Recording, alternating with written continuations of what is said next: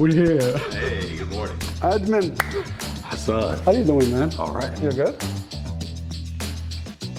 So, can I get you anything to drink? Yes, water, please. Okay, gotcha. Is a bottle okay? Yes. right. Thanks.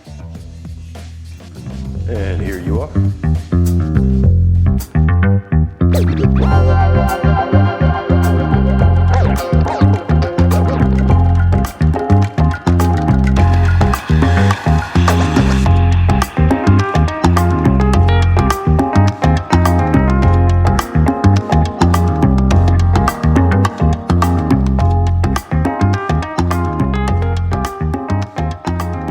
Where are you from? I am from Gary, Indiana. Indiana. Yes. Did you move to Georgia for work or? I came here about 2 weeks after I graduated high school to go to college. So yeah, I was born and raised there, and as soon as I graduated high school, I came here. Yeah. Okay, so what college did you go to? I went to Morehouse originally. I did not finish. I left Morehouse after about 2 years, stayed in Atlanta, was working, so ended up getting a college degree later from a different university, from Georgia State University. Awesome. What's your first part-time job you did? First part-time job was in high school. I worked at a grocery store. I was a bag boy. So yeah, that's what they call them, bag boys. So I would bag groceries. Bags and stuff, yeah. Did you like it? I did, yes and no. So I did it. As like your first job, you were excited to get some extra money. Definitely excited to get extra money, but I never have been one to talk to people too much. And they called me in about a couple of weeks after I'd been there and said, you're not talking to the customers enough. I'm somewhat introverted, so they were like, you need to chat more with the customers. Yeah. And that wasn't easy for me, it was difficult. So they moved me to a position called bottle boy, where I didn't have to talk to the customers as much, bagging groceries, and I didn't have to bag groceries at all. I was responsible for maintenance in the back of the house, just cleaning, and also the bottle boy part comes because soda bottles that used to come in glass bottles, and so those were recycled. And it was my job to take them all, they would be in a big cart, take them all and separate them out to the distributor that they go to. All Coke products, like Coke and Sprite bottles, had to go one place. Pepsi products like Pepsi 7-Up go to another place, and I would have to separate them all out. So I enjoyed that. So you told me that you moved here to Georgia to go to college. Right. So tell me after that, what happened? So after that, as I said, I dropped out after a couple of years. I was doing nothing in school but drinking, smoking, doing everything but studying. So wow. Like most teenagers. Yeah. And I didn't want to go back where I was from. So I stayed here, got a job, and was just working, really, just enjoying my life, being in my early 20s, just having a good time. At some point, I met my wife, and we were together for, I think, 3 years before we got married, and that's pretty much it. I just stayed here and worked and lived. That's about it.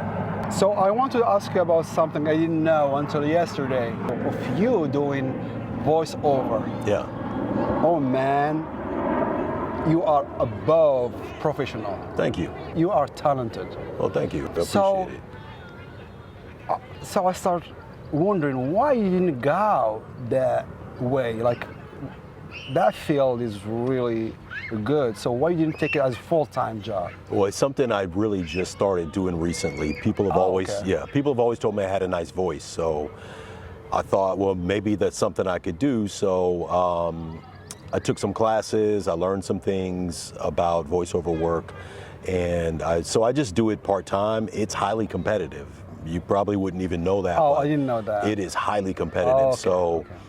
I would do it more if people wanted to hear my voice, but I want to hear your voice. Well, again, thank you. I do auditions, but I don't get a lot of work because it's such a competitive field. So, you know, if I could do it more, I would. But so yeah, you're working on that. So if you have more, like, you can take it, you can make it as your full-time job. Absolutely. Where and when did you meet your wife? I met my wife here in the Atlanta area, and that I met her in 1984. She's from Atlanta. She's actually born in Harlem. She moved to Atlanta as a child, so she's born in New York. When I told you I came here to go to college, and I went to a college, and I used to see her around campus without ever meeting her. I used to see her around campus here and there, and we never met, but I met her sometime after I had dropped out of college. I met her at a friend's apartment, and yeah, we've been together since. So you met her through friends? Yeah. Mutual friends? I was living in an apartment with a bunch of guys, kind of a bachelor pad, and she and a friend of hers knew some of the guys that I was living with, and they came over one day, and I met her and asked her for a number, and that's that. Yeah. How long have you been married? I've been married for 33 years. Dang, man. How did you do it? Marriage is it's about compromise. It's primarily it's about love. So we love each other very much, but yeah, it's, you can get on each other's nerves sometimes. So yeah, that's normal. So, but yeah, I think as I said, marriage is about compromise. So I don't think one person can get their way all the time. So it's give and take. Also, marriage is a financial arrangement. I don't think a lot of people get into it, and a lot of problems start with finances. So if you don't have your finances together, it just draws a wedge between a husband and a wife sometimes, or a married couple. And I think that's a problem too. So we have that together. But I don't know, how did we do it? Just by loving each other, respecting each other, all of that, and we're friends. We enjoy each other's company. I mean, we still, after all these years, have things to talk about. We have, we can sit down and talk like friends, or we're comfortable in each other's silence as well. So we don't always have to be talking. So we're good in that regard too, Do you love America? Do I love America? I like America. I don't love it. And I say that only because I'm not in the habit of loving places and institutions and buildings and inanimate things. I love people. So I can't say that I love America. I do like the country, but. You love people. I love people. You mean yes. You love Americans? Or I do, in general? yes. Yeah, in general, I'm saying when I ascribe love to something, it's a person. It's usually not, an institution or a building or a country or a thing like that. Technical definition of love, but sure. Okay. I do love the people of America, sure. So, we work in the same company. Right. Do you love your job?